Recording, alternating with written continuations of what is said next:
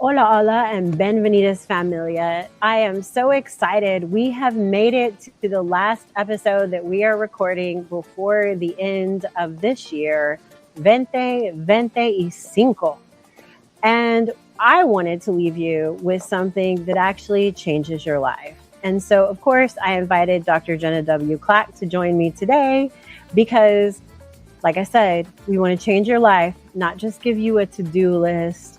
And I'm not anti-vision boards. I'm not anti whatever goals you want to write, do it all. But I don't want you to just have a to-do list. I want you to have some actionable items, some things to think about. And how would it be Tech and Tequila if we didn't talk about some tech trends in 2025?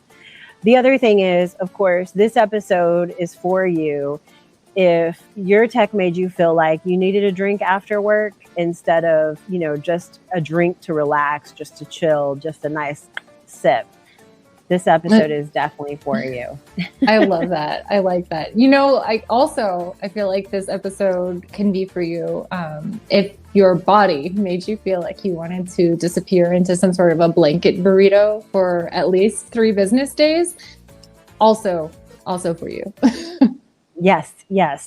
Today, we're going to intertwine 2 things. And of course, that is these 2 words that I like to call the B word and the O word, because I don't even like to say them, but that's burnout and overwhelm, and how it is a design problem, not a personal failure.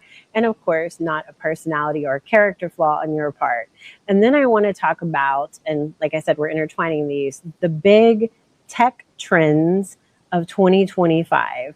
And these things have either helped people to create space and been like a helpmate, a tool, or completely fried their nervous system. That's a good thing to know, because our goal in 2026 is not just do more 2026. It's to do what fits and still feels like yourself. Yeah, absolutely. We always want everyone to feel like yourself. So here's the thing. Grab your sip, whether that be tequila, a mocktail, my personal favorite, Topo Chica, or whatever. Let's close out this year together.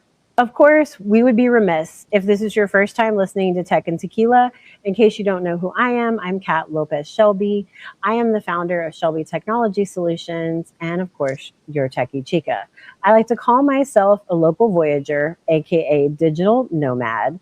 And of course, this show is for anybody who needs a breakdown of tech, cybersecurity, AI, automation, cloud, and connectivity. So your systems support you and support your clients instead of stressing you out. And I'm Dr. Jenna W. Clack, functional medicine pharmacist and nervous system first lifestyle strategist.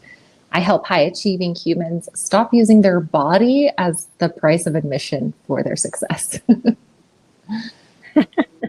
Yes, and as we said, today is a year-end episode. So we're going to do a blend of, let's lay down, I like to say, smack down some truths, some facts, some things to help you, as well as tools.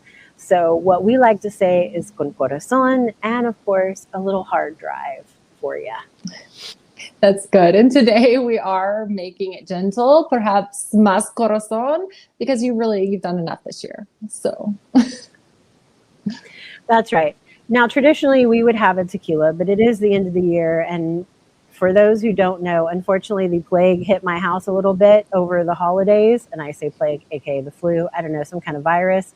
So we are going to end this year just doing a quick breakdown about the different types of tequila. And so for those who already know, forward through this, it's going to take about 30 seconds. For those who want to learn a little bit more about tequila, feel free. So quick breakdown in case you don't know. Of course, there are 3 different kinds of tequila. There is Blanco, there's Reposado, and there's an Añejo. Now, I want you to think of the Blanco as bright, fresh, and it is bottled as soon as possible after distillation, which makes it crisp and clean, and that is why it is pretty much see-through, aka Blanco. Reposado, that means it has rested. It's rested in oak, it's warm, it's balanced, and it's smooth. And Añejo is obviously aged longer, and it's going to be a deeper, richer, and this is a slow to sip energy. This is something you want to like take a little and breathe on. And of course, always remember, tequila is made from blue Weber agave. I promise you by the end of this year and the beginning of next year, I am going to be able to say blue Weber agave like 20 times without messing it up. And remember, tequila is made from blue Weber agave, and good tequila should feel smooth and not like punishment. And I greatly appreciate of Dr. Jenna being on here and even talking anything in comparison to tequila, because I do know that tequila is not for muy favorito, but you know, for me, she's going to do a little exception today. Because I have such great care for Kat and the intelligence that is a metaphor, we will go ahead and make this analogy and say that tequila really can be a good metaphor for a nervous system. So Blanco would be like your adrenaline, that crisp, that fresh feel. So it would be fast, sharp, and like reactive feeling. Reposado is regulated in productivity. So it feels more steady, more supported, and sustainable. And Añejo is restoration. So slow, deep, and safe. So if we were to use, which we will, because it's important in some situations, tequila as a nervous system metaphor, that's how you could relate the different types of tequila to the different states of nervous system regulation. That's right. And for this last episode, we're going to choose some Reposado energy because we want to be warm, steady, and strong and not chaotic.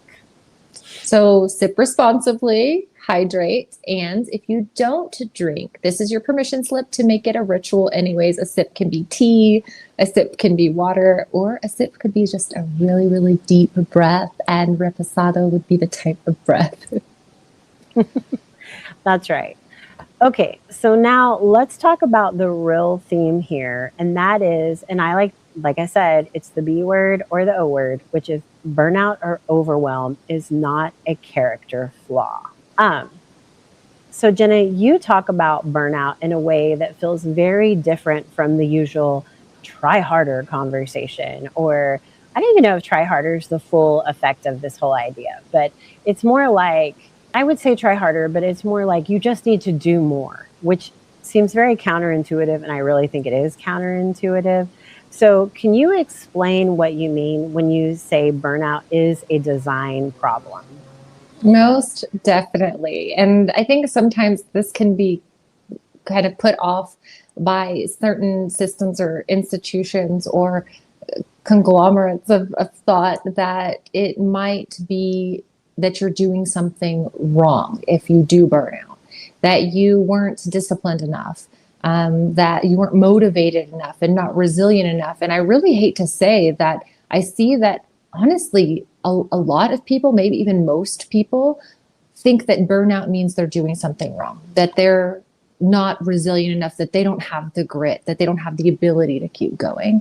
But what I see over and over really is that burnout happens when someone's living inside a structure that their body was not really designed for. So that's, your body's not designed for the same pace every day. It's not designed for the same output of expectations every single day.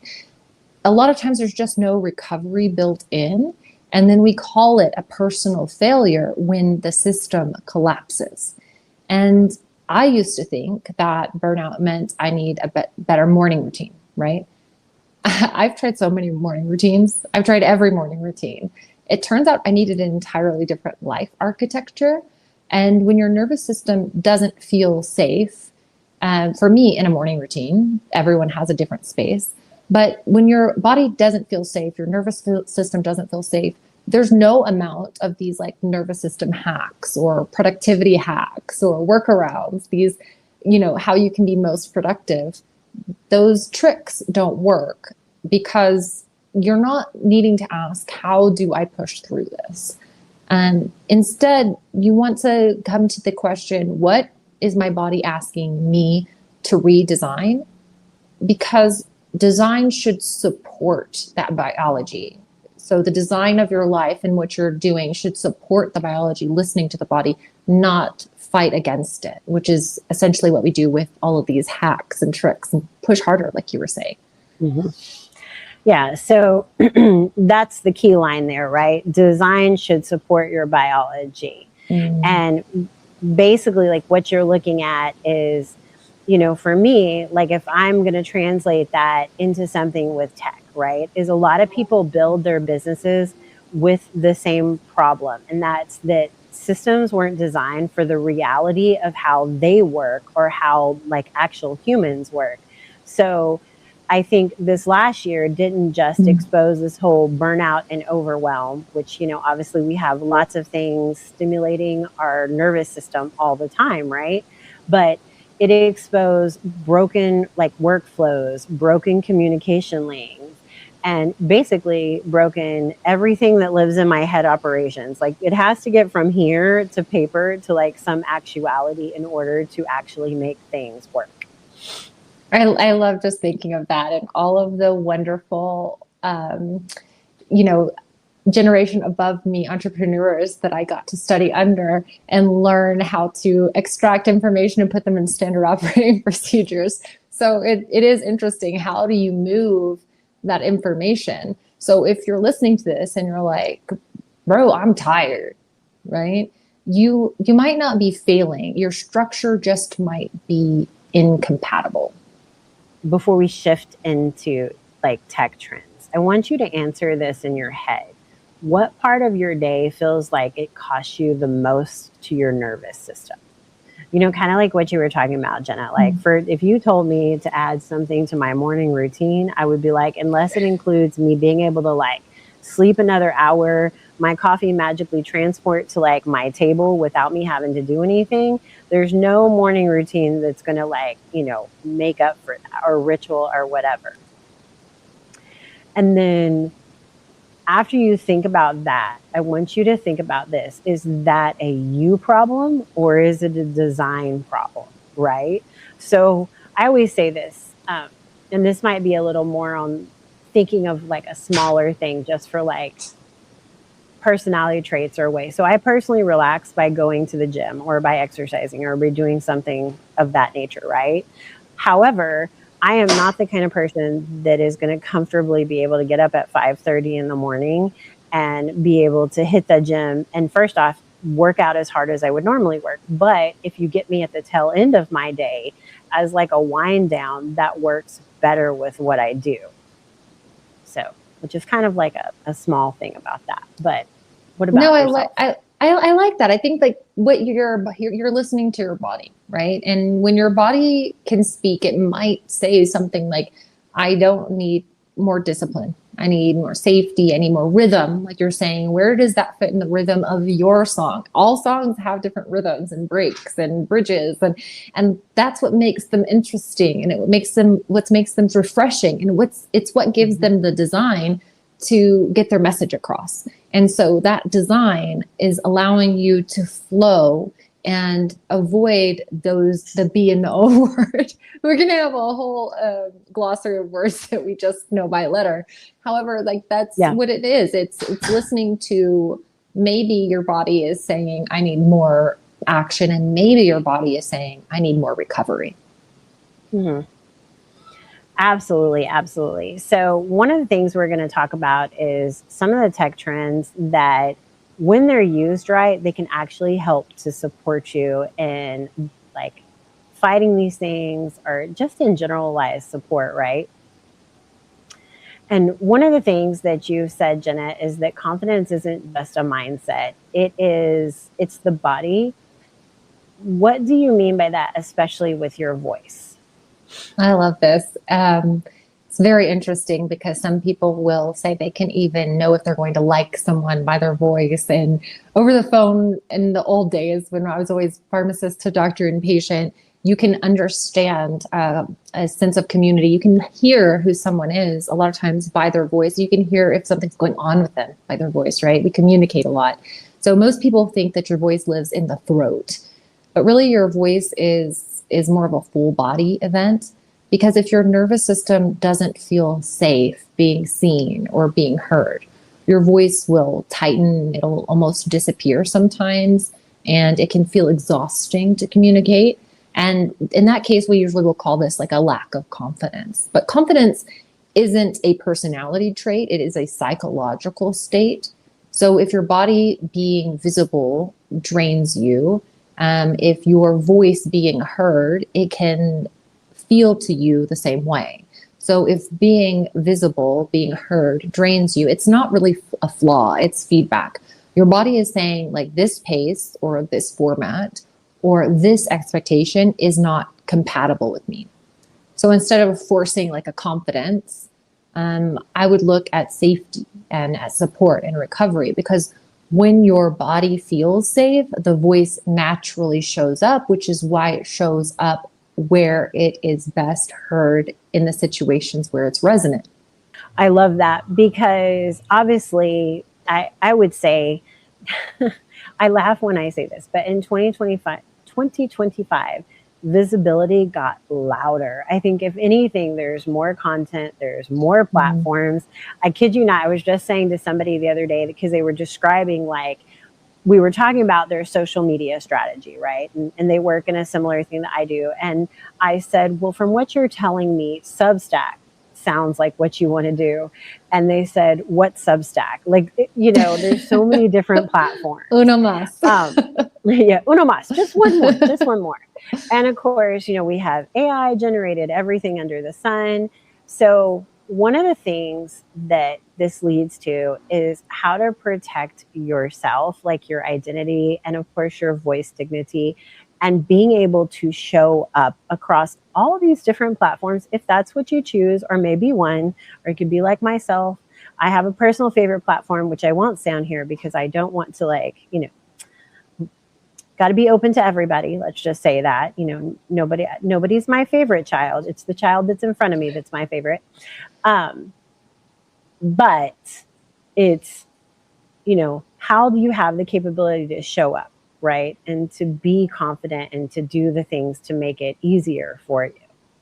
I think that when you talk about being visible, like being heard as being visible, posting, presenting, and speaking, a good thing that you can do to just notice where you are in that moment, to be able to regulate, is to notice, do you have a tightness in your chest? Can you feel that? Can you relax it out at all? Does your jaw clench up?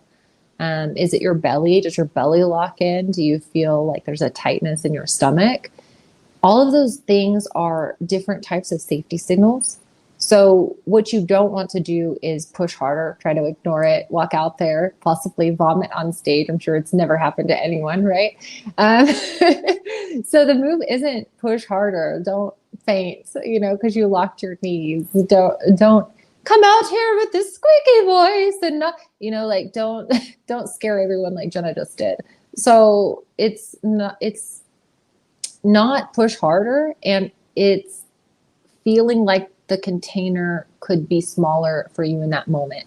So allow for a shorter recording, allow for more preparation, find a way to feel less pressure, and this can be practice. And then also more care after you are seen, if you're being visible, because feeling safe after you've spoken, after you've been seen, gives that pattern so that next time it will be easier to feel safe because you remember that you care for yourself the whole time through. It's really interesting that the most productivity and alignment that you get is in stepping back and noticing, what do I feel right now? And instead of pushing through it, listening to it, allowing things to feel safe for you, to be more intensive, which is where you draw your strength. And then you allow this safety, the lessening of pressure, and the reassurance that after you've been seen, you will still be safe.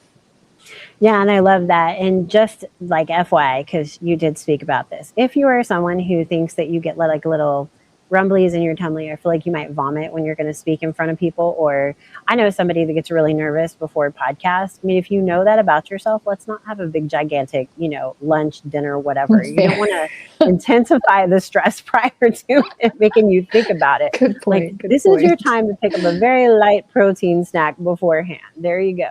Don't go on an empty stomach because we don't want you to pass out. But also, do that. So real quickly, we are going to do one of my personal favorites, Familia, and this is going to be a very quick nervous system reset. So this is kind of a break in the show today. I call it the 555.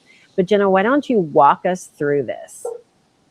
Okay, so I'm going to do mine a little bit different than the 555, because if you will exhale for a little bit longer, you will extend the effects of a parasympathetic or relaxation effect. So we're going to breathe in for 2, hold for 2, breathe in for 4, hold for 2, and exhale for 6, because we're putting a twist on it. So, familia, todos, escuchan, quick reset. Let's unclench your jaw. Intentionally drop your shoulders. Relax the skin of your forehead. If it feels safe, you can put a hand on your chest and one on your belly, so you can help feel yourself breathe. So we're going to start with our first inhale through our nose for 4. 1, 2, 3, 4. Hold for 2. 2. Exhale slowly for 6, 5, 4, 3, 2, 1. Again, inhale 4, 3, 2, 1. Hold. 2. Exhale. 6, 5, 4, 3, 2, 1. Let your body get the message. I'm not in danger. I'm just in a moment. Yeah. And this is one of those great rituals like we recommend doing after, before, like whatever feels the most comfortable. And of course, for those who don't know, I like to do the 555, but we will definitely try this in the future because maybe it's just simple for me. Breathe in for 5, hold for 5, and exhale for 5. I got to keep things simple sometimes. It works as long as you do it. People ask all the time, what's the most useful program? The one that you feel aligned with, always. Yes. And you know what? That is the perfect segue into talking about some of the tech trends. By the end of this show, I'm going to be saying that correct and not feeling like it's like getting warbled in my mouth for 2025. Because I want to say if there is one word to describe this last year, it would be AI. Because everybody wants to, and I don't want to use the term vomitar, but everybody's talking about AI. They're like, AI this, AI that, and AI. But really what happened is AI went from a cool demo to how do we get work done? So basically, businesses went from using like very basic chatbots to taking action across several different like tools, from follow-up, ticket routing, billing questions, scheduling, and of course, inventory updates. It sounds like a lot of these things initially sound like a relief. It's like getting the website or the funnel or the system for your front end that everything's done for you. And then you have to learn how to do everything in that system. So it does sound like a relief. And it can also become a lot more speed than you were expecting if you don't design that with care. I was going to say truer words have never been spoken because, what you really want to think about is when you're looking at utilizing an AI for a tool, right? You want to design that tool with care. So you want to think about this, like repeatable workflows. And of course, you want things to deploy, and you need to know what kind of human interaction it's going to take. So when I say human is, we all know we won't speak the name of the AI that went a little rogue because of lack of putting, parameters around it, about lack of programming, and also logging. Like, you want to know what you can see. So some examples that a business can use is like inbox triage, right? What does that mean? That can be something as simple as having your AI be able to know who this, like I say email, but who this chat needs to be directed to. Also it can help to tag, route. Obviously, we all have used a little chatty GP. I call it chatty G. You can call it whatever you want. Gemini, Copilot. I really don't care what you're using. I'm sure there's 18 other names. I think there's one called Lavender AI too that helps you to come up with easy responses. Because what I'm sure Jenna, about, and I know about, is sometimes creating an SOP, a standard operating, is having that follow-up be set. Mm-hmm. Like, somebody books this is what happens next. So it's something that's very repeatable, right? And then, of course, think about things that can be more dynamic. So think about like your FAQs, your frequently asked questions. Those are things that can be more dynamic by having a chatbot, by having a version of AI that can answer that, versus just somebody having to scroll through. And it actually, I don't have the particular stats on that, but it makes people more likely to book and more likely to move forward with you. It's really interesting too, because as we talk about design, translating that into how it helps the nervous system is, if your AI agent makes you feel like you have to be available 24/7, it's not supporting you, it's amplifying pressure. So when you feel like you have to be there reprogramming, resetting, answering the new question, and continuously available, that's the exact opposite of what this is meant to do for you. So if you will design it to create space in your responses, think about how you're going to answer in a way that allows you space to then review what's been done, to put that human side to it. So if you design that space, you won't have that forced urgency. Yeah, I couldn't agree more. Like, I want you to think, like, if there's one item, one task that you could delete from like your brain for 2026, what would that task be? Because that is the very first thing that you want AI to use, that you want to have automation for. Now, of course, I would be remiss if I did not talk about some other trends. And of course, that would be like governance and of course, data discipline, which becomes a must-have. So for anybody who is rolling out AI, there is increased pressure to manage, of course, risk, quality, and accountability. And anytime you rush a deployment, right, that can create what I like to call a hot mess. Like, some people would say a hot mess downstream, but it's still a hot mess no matter which way you look at it. And nobody wants that. We do not want any hot messes in our business if we can possibly help it. Even if it's warm by the time it runs downhill, it's still not. I am going to stop taking it there. But this is really like the wellness version of Smart Women Break Wellness. It's an over implementation with no real integration. Mm-hmm. Yeah. So whenever you set AI, you need to set policies in place to say, number one, what are our approved tools? Now, I could name several very large companies that had shadow IT that was in here, like accidentally giving out intellectual property to the entire world that people didn't, obviously the company didn't want to give out. But these are some of the things you want to think about. What is an approved tool? What data is allowed to be sent out into the ether? What is the review process? Like, if I'm going to do this, how do we review it? Think about this as, before any large company sends out a PR release, think about the number of people that have to view that. Think about let's talk about, like, for example, a news show, right? Let's say that they're going to release something. It goes through several layers of internal checking, and then goes to legal, and then goes over here. So you want to think about what's that process look about. And of course, what is the retention that is required, right? AKA Signal, because Signal is only going to retain information for 2 weeks, right? But I use Signal as an example. How long is this information going to be retained? And then, of course, logging expectations, which means like, how are we going to have this information logged? Where is it going to stay? All that. Because you want to build a clean golden source for customers and operational data.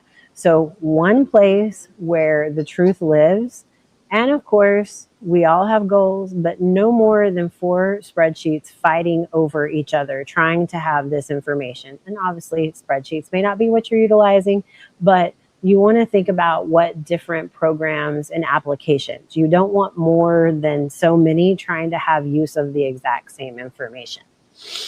That's really interesting. I almost see it as like when people are trying to overhaul their attachment type and their body structure and their dietary patterns and their relationship with their mom. And it's a really interesting thing when you have so many goals and so many overarching systems fighting each other. So I kind of see that as like an intelligence pushing against each other. So your body, with your nervous system, is really like a governance layer. So if your body says no, that's data, which is really interesting when we're talking about using an AI agent, because like we said earlier, as tech is assisting in our lives, we want to evaluate and be certain it's assisting and not creating more of a pressure. So if you ignore the signals, whether directly in your tech or from your body or how you feel about a system, if you ignore those systems, you end up paying interest on that. That's true. That's true. You can't ignore it, which really leads into the next trend that we're going to talk about. And that is the shift, of course, in cybersecurity, which I would like to say is AI versus AI. Because we all know that like the bad actors are using AI, but we're also using AI to combat. So it's kind of like AI versus AI. So attackers have used AI for social engineering and speed. And we all know, like from the days of like the old emails that were all like ookie gookie looking, and I don't even know if that's definitely not a term, but you could spot it from a mile away. It's a term now, to like now, which means that defenders leaned harder on AI-driven detection and response this year, right? It's interesting. It's not like don't click the link. It's the link is actually getting smarter. That's right. So, obviously there are things that you can do to prevent that. Number one, I'm going to go to like what I like to call an OBG, an oldie but goodie. And that is, I want you to have 2-factor authentication and MFA everywhere possible. Like when in doubt, I want you to think, how can I secure this more? The other thing is, I want you to enforce the whole idea that the least amount of people have access to this. So I want you really to think through, right? Which kind of leads into a zero trust policy, right? And it protects you in the long run. I won't specify a city, but there's a city that I'm adjacent to that I know of that somebody works with. And it was literally part of the reason that they got fined was because of the fact that when people were being loaded into their systems and ironically not unloaded, they just had access to everything. It was like, here's the keys to the whole castle. You're getting through the drawbridge. Let's go free. Obviously, this is what I like to call OBG, and that is patch aggressively. What does that mean? That means that I won't tell you how many times this has happened. If I walk in and we're talking about upgrading your internet or replacing it, and I say to you, so when's the last time you patched and upgraded your firewall? And I get the blank look of, or my personal favorite is, well, when we moved into this office, this firewall already existed, so we just reused it, which means that bad boy hadn't been patched in like 3 or 4 years, all right? So patches exist because once these software providers, equipment providers see a hole, they're going to patch it. That's the whole idea. And the same thing with software. Always update your software. I know it can be very difficult, and it's been a couple of years, but I had like a rash of customers all of a sudden that had Macs that were like, our HP printers aren't working anymore. I don't know what's going on. Well, after doing like a little bit of research, I discovered that, I want to say it was Mac discovered that there was a hole in the HP software that would allow hackers in. And so what Mac did is they said, oh, we're not going to do that. Or Apple, I say Mac, you know what I mean. And basically, so HP had to do a patch in order to be allotted to utilize in the same fashion they were being used before. Okay. And of course, last but not least, this is something that I think is integrally important. You need to know all of your assets. So by assets, I mean your devices, and you need to have visibility into them, because your cameras, your scanning, your IoTs, I want you to think of every single thing that accesses your Wi-Fi or at the internet in any way, shape, or form, especially in today, right? And this kind of goes back to shadow IT, because if someone is using Alexa, I won't tell you what mine is named, but it's not Alexa anymore, and it's accessing your system, that technically is a device that's on your system, right, at this point, and so it leaves you open. These are just some ideas about things to look at, right? It's not an in-depth conversation, but you want to make sure that you are protected. These are just some basics. These are some starting on your, pyramid, so to speak.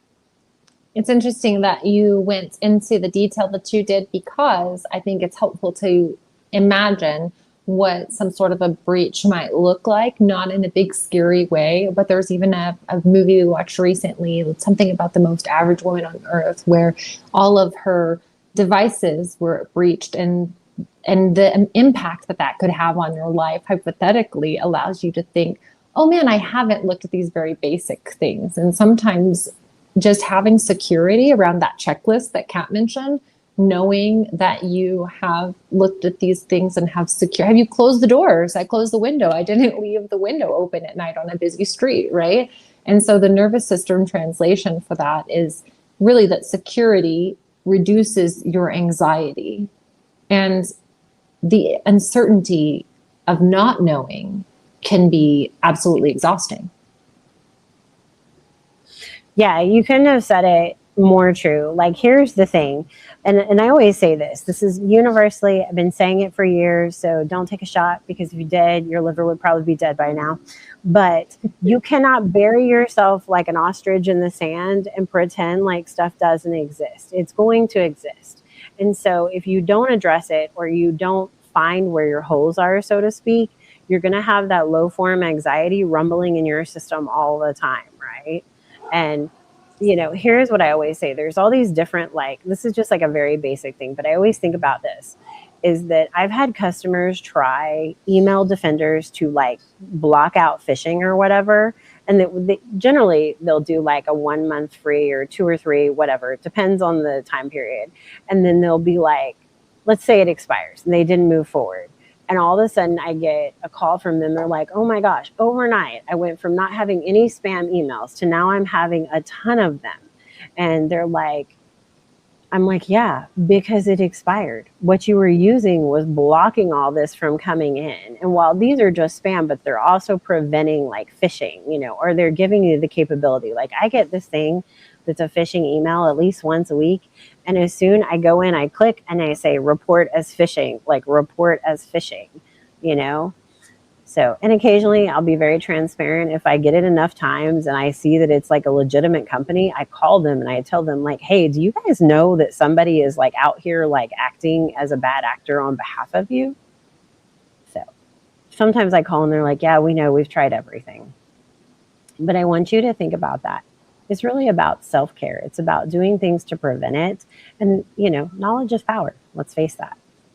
So now we are going to talk about, I would say, one last trend. I think this might be, oh, no, not the last. It's the second to last.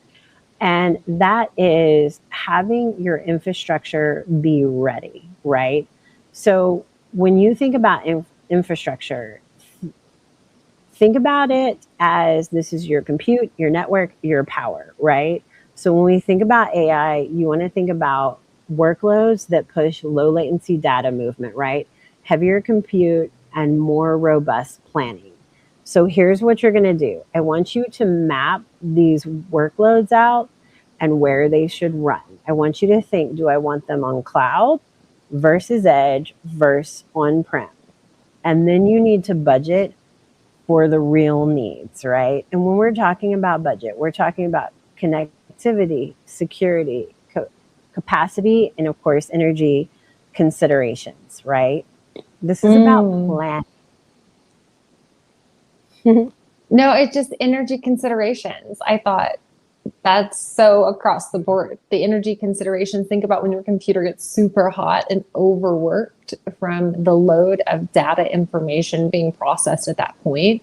And I like looking at what is the budget for the real needs? Like, what do we really need at what point of connectivity, security, and capacity? Where are our energy considerations? Because in the body, you want to put the workload where it belongs, right? So you don't want to keep running everything on heavy compute if a nervous system is already, per se, like overheating. Mm-hmm. Absolutely. And I think that's really a good way of putting it is you really, like I said, you want to think about, mapping it out and deciding your budget. And I want you to be like, think about this. Like I interacted with a client recently and we had a full discussion, because they completely redid their infrastructure, right? So all new like wireless access points and everything that you can imagine. And then they have this, what I will consider like this very baby dedicated connectivity.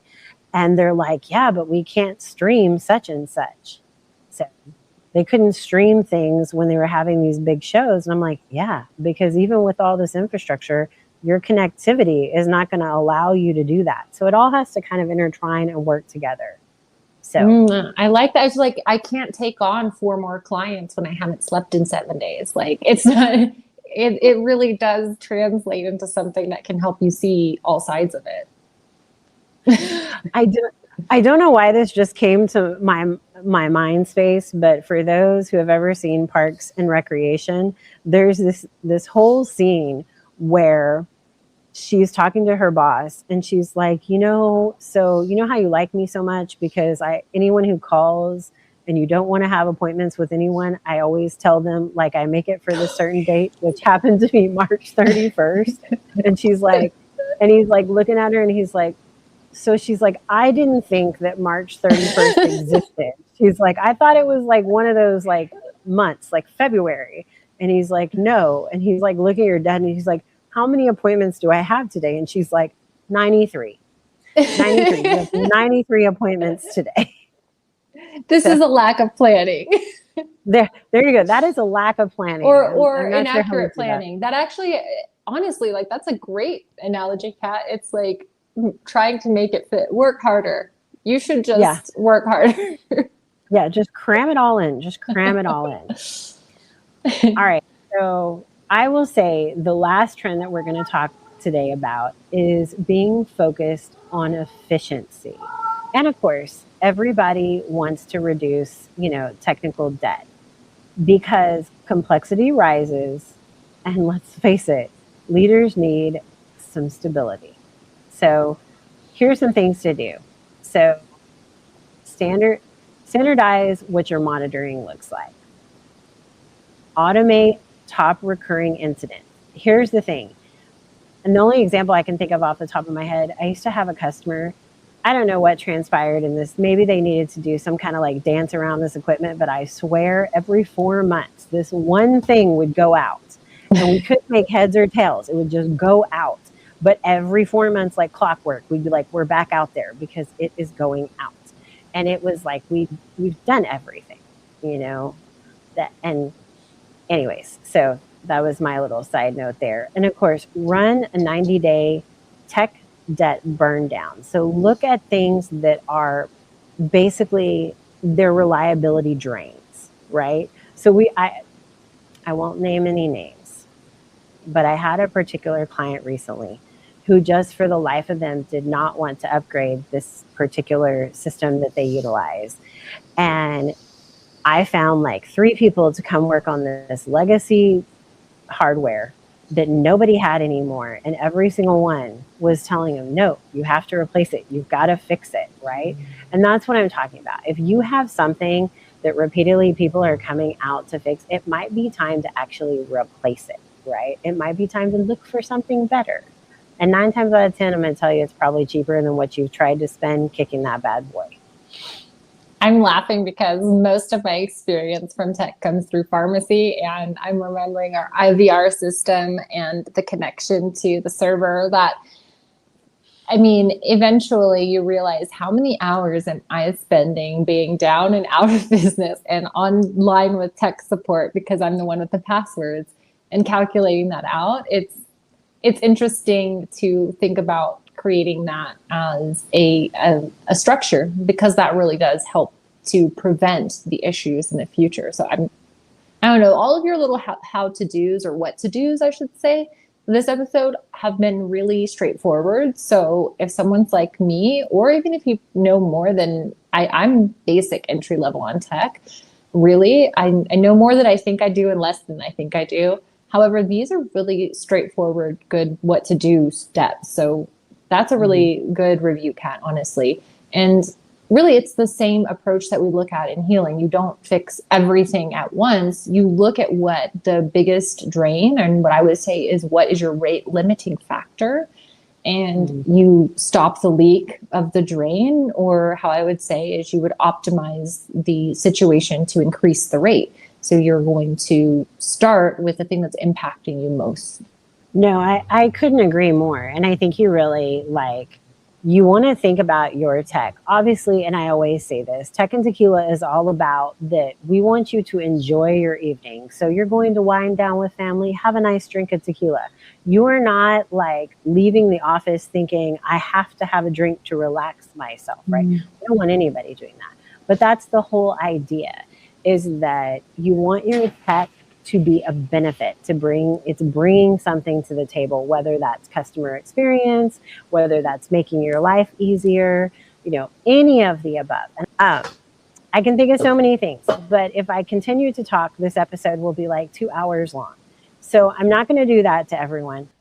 So first and foremost, Familia, I want to thank you for being here this year. I think we have almost 1 episode a week down in the year of 2025. I look forward to doing the same in 2026. And of course, we all look forward to a 2026 where your tech creates space and your systems create buzz, and your success is completely compatible with your body, right? So what do you have to say, Jenna, to people listening right now? Well, first, I want to say thank you to Kat for a wonderful community feel. And I want everyone here to understand that the support that you receive in the circle through this podcast is really a structure that is meant to support and not to drain you. So I think that we should end 2025 and walk into 2026 with softness and with structure. That's right. And I obviously have to do my job as a podcaster, as someone who's creative. And that is, of course, because I want to continue doing Tech and Tequila. Please rate, review, and of course, hit follow. And if you found this episode beneficial, share it with a friend, share it with a colleague or a family member. And of course, feel free to message us, because it always helps, right? So whether you're a cloud first or an on-prem, we want to help you. We want to help you wherever your tech is at, wherever you are on your journey in tech. And obviously, Dr. Jenna W. Clack wants to help you as well, wherever you are on your health journey, right? So once again, I want to thank you guys. We are all looking forward to an amazing 2026. And we are going to leave this year, I would say, we're just going to, set it aflame. We're going to be a phoenix rising, right? We're just moving past it. We'll take the lessons that are left over when we burn away the things that no longer serve us to be a little dramatic. There you go. Yes, perfect. I love it. So thank you very much for joining us. We hope you have a wonderful Feliz Nuevo Año and look forward to seeing you on the new year. Thank you so much for tuning in to today's episode of Tech and Tequila. I hope you enjoyed our conversation today. To stay updated about all things tech and more, don't forget to visit us at our website, shelbyts.com. If you loved what you heard, remember to show your support by liking, sharing, and subscribing to our podcast. Your 5-star ratings and reviews mean the world to us and help us to reach more listeners just like you. So muchas gracias again for joining us with Tech and Tequila. Thank you so much. You learned a lot about tech, and maybe you had a nice drink of tequila.